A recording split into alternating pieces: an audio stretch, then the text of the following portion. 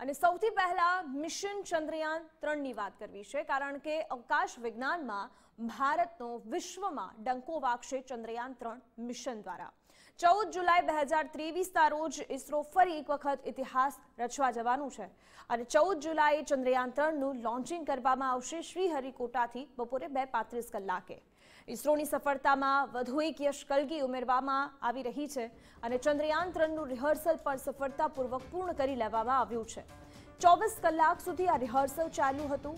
ઇસરોનો આ dream project છે, ન માત્ર ઇસરો પરંતુ ભારતભર માટે આ એક ડ્રીમ પ્રોજેક્ટ છે, જેની નજર ન માત્ર ભારત પરંતુ વિશ્વના અનેક દેશોની નજર અહીં છે। ચંદ્રયાન 3ને ચંદ્રના દક્ષિણ ધ્રુવ પર ઉતારવા માટેનું આયોજન બનાવવામાં આવ્યું છે, જે ચંદ્રયાન 2માં પણ આ જ આયોજન હતું। ચંદ્ર પર અવકાશયાન ઉતારનારો વિશ્વનો ચોથો દેશ બની જશે ભારત। ચંદ્રના દક્ષિણ ધ્રુવ પર સોફ્ટ લેન્ડિંગ કરનારો વિશ્વનો પહેલો દેશ બનશે ભારત। આ સાથે જ અત્યાર સુધીમાં અમેરિકા, રશિયા, ચીન જેવા અનેક દેશો છે કે જેમણે સોફ્ટ લેન્ડિંગ કરવાની મહેનત કરી હતી, પરંતુ તેમને અત્યાર સુધી નિષ્ફળતા જ મળી હતી।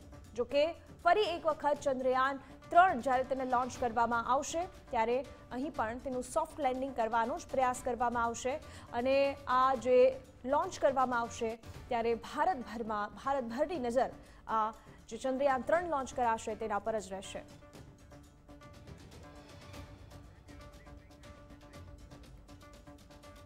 અને અમારી સાથે સિનિયર સાયન્ટિસ્ટ જોડાઈ ગયા છે ડોક્ટર વ્રજેશ પરીખ।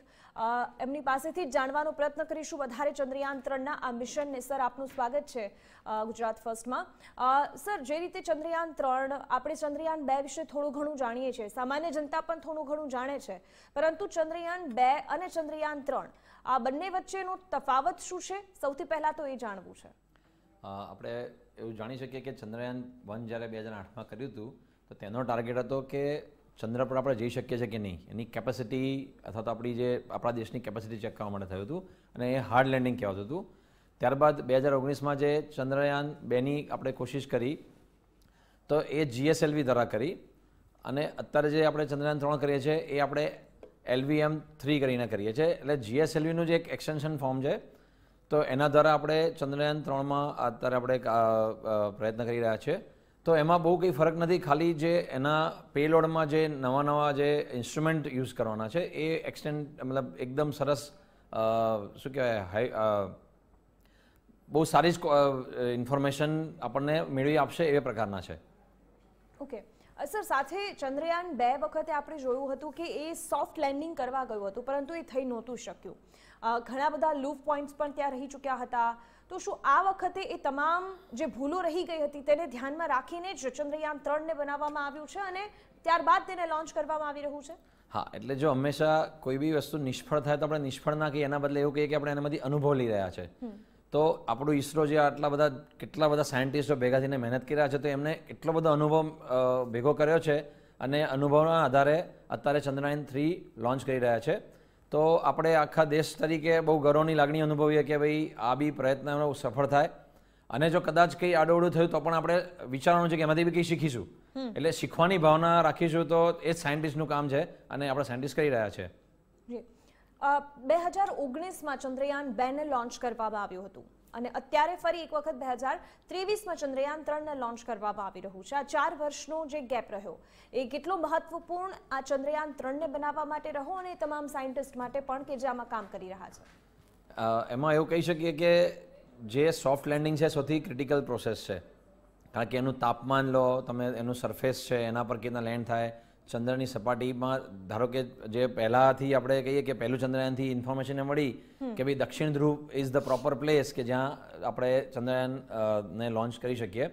તો એ જ રીતે અહીંયા એ બધા અનુભવના આધારે જે 3માં છે એ 4 વર્ષના ગાળામાં એ બધા અનુભવ કર્યા અને એ સિવાય એના પર હેબિટેટ એટલે કે આપણે પૃથ્વી જેવું કેવું કઈ જગ્યાએ વાતાવરણ છે કે નહીં એ બી શોધી શકીશું। એ સિવાય એની થર્મલ સ્ટડી કરીશું।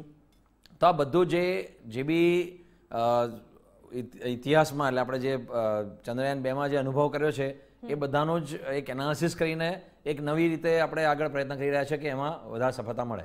ઓકે, ચંદ્રયાન 1 જ્યારે લોન્ચ કરવામાં આવ્યું હતું ત્યાં સફળતાપૂર્વક પહોંચ્યું પણ ખરા, તેમણે ત્યાં પાણીના નમૂના હોવાનું પાણી હોવાનો આધાર હોવાનું પણ કહ્યું હતું, તે બતાવ્યું હતું એ રિપોર્ટમાં.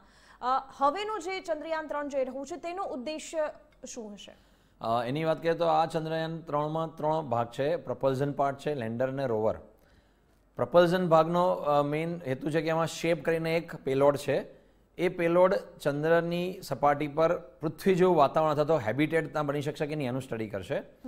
લેન્ડર છે તો એમાં લેન્ડરના 4 ભાગ છે: ચેસ્ટ, રંભા, એક ઓર છે એલઆરએ અને ઇલ્સા.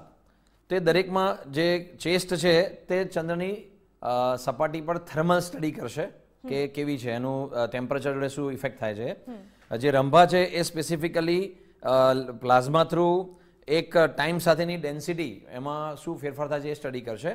અને ઇલ્સા છે એ સિસ્મોલોજીકલ સ્ટડી કરવા માટેનું સાધન છે. અને એલઆરએ જે છે એ લેન્ડર અને રોવર એટલે કે જીઓ લોકેશનની ઇન્ફોર્મેશન આપશે. અને જે રોવર છે એમાં બી પાછા 2 ભાગ છે. એ જનરલી જોવા જઈએ તો એમાં LIBS અને APXS.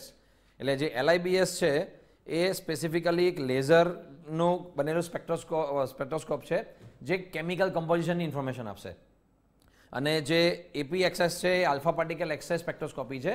એ ચંદ્રની સપાટી પર રહેલા અલગ અલગ મે બી ત્યાં બી કદાચ હિલ્સ જેવું હશે કે એ બી હશે તો એની અંદર એલિમેન્ટલ એનાલિસિસ કરીને ઇન્ફોર્મેશન આપશે આપણને કે તેના રોક્સમાં કયા કયા એલિમેન્ટ હાજર છે. તો આ આખું જે પ્રોપર 3 ભાગનું જે સ્ટડી છે એના પરથી આપણને ઘણી બધી માહિતી મળી શકશે. અને એમાં આપણા ગુજરાતમાં જે આપણું ઇસરો સેક છે અમદાવાદનું, એનો બી ઘણો ફાળો છે. હા, હું એ પૂછવાની જ હતી કે ગુજરાતમાં જે ઇસરો છે તેણે કયા કયા ભાગોમાં અથવા તો કયા કયા સેક્ટરમાં આ જે આખું મશીન બનાવવામાં ચંદ્રયાન 3 બનાવવામાં આવ્યું છે તેમાં હિસ્સો લીધો છે, ભાગીદાર બન્યું છે? યસ, ઓફકોર્સ, કારણ કે સ્પેસ એપ્લિકેશન સેન્ટર એમનું નામ પરથી જ છે કે બધી જે એપ્લિકેશન્સ છે, સોફ્ટવેર્સ છે એ બનાવવામાં ફાળો છે. અને મેક્સિમમ જોવા જઈએ તો જે આ જે પેલોડ છે એમાં આપણે કહીએ કે જો માઇક્રોવેવ બેઝડ જે આપણે રડાર છે એ સિસ્ટમ, પછી અલ્ટિમા કરીને એક સિસ્ટમ છે જે ડિસ્ટન્સ ચંદ્ર ઉપર જ્યારે એ જશે ત્યારે એના પર એ ડિસ્ટન્સનું એક બહુ ઇમ્પોર્ટન્ટ છે કારણ કે આની ગ્રેવિટેશનલ ફોર્સ આખો અલગ છે. તો એ આખું અલ્ટિમા કરીને જે ડિસ્ટન્સ માટેનું સેન્સર છે એ કામ આવશે. એ સિવાય ઘણા બધા SAR કરીને જે ટેકનોલોજી છે એ, તો આ બધું જ આપણે space application centre Ahmedabad through થયેલું છે. એટલે આપણા માટે બી એક ગૌરવની લાગણી છે. જી, બાકીનો જે તમામ પાર્ટ છે, કહેવામાં આવી રહ્યું છે કે આત્મનિર્ભર ભારત, આ એક આપણે જે સ્લોગન વડાપ્રધાને આપ્યું છે એ અંતર્ગત 90% ભાગ એનો ભારતમાં જ બન્યો છે, તમામ હિસ્સાઓ પણ ભારતમાં બન્યા છે. એને લઈને શું કહેવું છે? અને વધારે પડતા જે ભાગો છે જે ચંદ્રયાન 3 ને લઈને એ ક્યાં બન્યા છે? આમાં એવું કહી શકીએ કે જે ક્રાયોજેનિક સિસ્ટમ છે એ ભારતની સારી કંપની ગોદરેજ છે એમને ઘણો ફાળો ભજવ્યો છે. એમાં L&T કંપની છે એમને બી ઘણો ફાળો ભજવ્યો. એટલે ભારતની જે કંપનીઓ છે, સુરતની પણ આપણી કંપની છે, તો આ બધી કંપનીઓએ સહભાગ કરીને એક એવી સિસ્ટમ ક્રિએટ કરી છે કે આપણે જે કહીએ કે આત્મનિર્ભર ભારત એ રિયલી લાગી રહ્યું છે કે યસ કે આપણે we are doing from hour indigenous technologies. એટલે આપણી પોતાની ટેકનોલોજીથી જ આપણે આ પ્રયત્ન કરી રહ્યા છીએ. ઓકે, જે રીતે તમે લેન્ડરની વાત કરી કે તેના પણ અલગ અલગ પાર્ટ્સ હોય છે, તો એ ત્યાં કઈ રીતે કામ કરશે અને રોવર પણ કઈ રીતે કામ કરશે? કારણ કે આ શબ્દો બધા એવા છે કે એક વખત આપણે સાંભળી તો લઈએ પણ આપણને એ ખબર નથી પડતી. અને ખાસ સામાન્ય લોકોને કદાચ એ ના ખબર હોય કે એ ત્યાં શું કામ કરવાનું છે, એટલા માટે એ બહુ જ સાદી ભાષામાં સમજવું છે. તો જો મેઇન આપણે કહીએ કે 7 મેઇન પેલોડ્સ છે.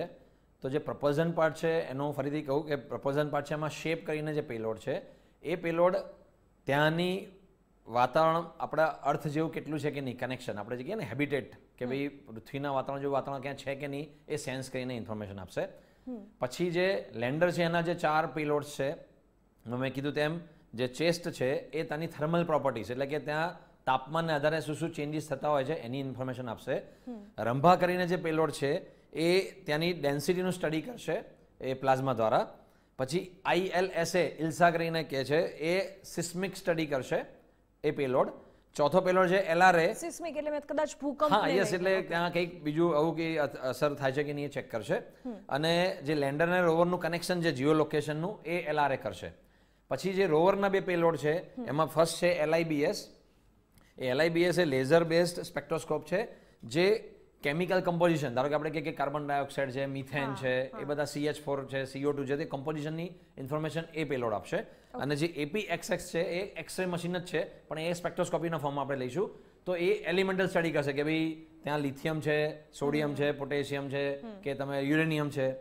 હવે યુરેનિયમ બધું સ્ટડી માટે તમે સેમ પાછું LIBS પર આધાર રાખવો પડે, કારણ કે LIBSમાં રેડિયોલોજીકલ સ્ટડી માટેનું બી એક પ્રોબ છે.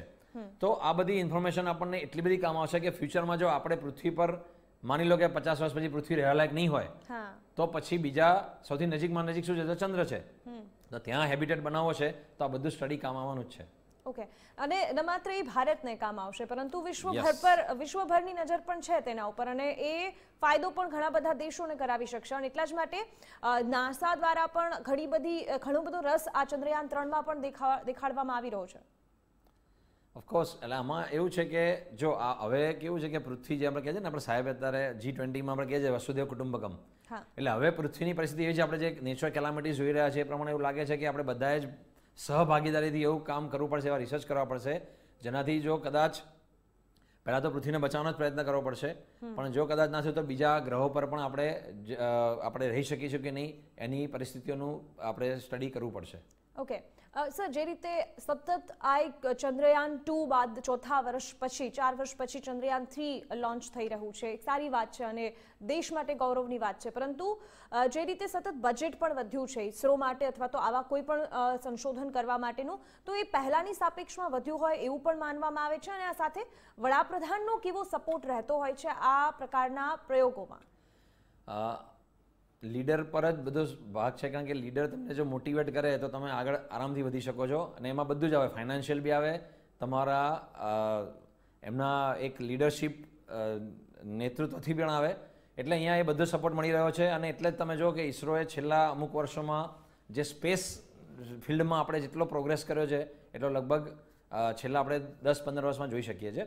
અને એમાં 100% કે બજેટની વાત આવે તો આપણા ઇસરોની સાયન્ટિસ્ટની ટીમ એવી છે, અને આપણે ઘણી મૂવીઝમાં બી જોયું છે અને ફેક્ટ છે કે એ લોકો લો કોસ્ટ રાખીને, એટલે મતલબ મિનિમમ બજેટ વાપરીને જ આ બધા નવા એ રીતના આપણે પ્રોગ્રામ કરતા હોય છે. ઓકે, સાથે જ્યારે ચંદ્રયાન 3ને લોન્ચ કરવાની ચર્ચાઓ ચાલી રહી છે, તો પાછળથી એવા પણ સમાચારો આવે છે કે ચંદ્ર પર જવા માટેનું માત્ર આ એક મિશન નથી, હજુ પણ ઇસરો ઘણા બધા મિશન પર કામ કરી રહ્યું છે, તો એના વિશે કઈ જાણકારી આપી શકો? તો મેમ, ગગનયાન વિશે કદાચ તમે સાંભળ્યું જશે, તો ગગનયાન એ આપણું પહેલું જ મેન મિશન છે કે જ્યારે આપણે રૂબરૂ આપણા પોતાના એસ્ટ્રોનોટ, એટલે આપણે ગગનનોટ કહીશું એમને લઈને જવાના છે. એટલે એ ગગનયાન મિશન બી બહુ મોટા પાયે એના પર બી કામ ચાલી રહ્યું છે, અને એમાં આપણા ઘણા એસ્ટ્રોનોટ્સ જે છે એ ટ્રેનિંગ બી લઈને આવી ગયા છે, એટલે હવે એનું બી ઘણો બધો પ્રોગ્રેસ છે. અને એ સિવાય ઘણી બધી રીતે, એટલે આપણે મંગળ પર બી આપણે એક બહુ સરસ રીતે કર્યું, તો એ બધામાં જ કન્ટિન્યુઅસ કંઈક ને કંઈક નવા રિસર્ચ ચાલી રહ્યા છે. ઓકે, એક સાયન્ટિસ્ટ તરીકે જ્યારે આટલી મોટી ઓપોર્ચ્યુનિટી હોય તો કેવું લાગે, અને ઇસરોમાં એક ભાગ બનીને કેવું લાગે સર? પહેલાં તો કહીએ ને કે વિક્રમ સારાભાઈ સાહેબે જે આ ઇસરોની શરૂઆત કરી એ પણ આપણા અમદાવાદના છે, અને એ જગ્યાએથી આપણે જોયું છે કે સાયકલમાં અબ્દુલ કલામ સાહેબના અને બધાના આપણે પિક્ચર્સ જોયા છે, તો આપણને લાગે છે કે સાયકલ પરથી જે પરિસ્થિતિ હતી, અને અત્યારે ઇસરોની આટલી બધી બ્રાન્ચીસ છે અને આટલા બધા સાયન્ટિસ્ટ કામ કરી રહ્યા છે, તો એનાથી જ આમ આપણને એમ થાય કે યાર એક જેટલા બી વિદ્યાર્થી છે, એમ કહું કે જેટલા બી બાળકો છે જેના મગજમાં બી અવકાશ વિજ્ઞાન વિશે, એસ્ટ્રોનોમી વિશે કંઈ બી જાણવાની ઈચ્છા હોય, તો એમને બીજા કોઈ વિદેશમાં કે ક્યાંય જવાની જરૂર નથી, આપણી ભારતમાં જ આપણું આટલું સરસ દેશમાં આટલું રિસર્ચ ચાલી રહ્યું છે, તો એમના માટે એક બહુ મોટિવેશનની વાત છે, અને આપણા બધા માટે ગૌરવની એવી વાત છે કે આપણે આપણા પોતાના સ્વબળે આટલા પ્રયત્ન કરી રહ્યા છીએ. જી સર, આપ અમારી સાથે જોડાયા એ બદલ આપનો ખૂબ ખૂબ આભાર, અને આટલી સરસ માહિતી આપી એ બદલ પણ આભાર.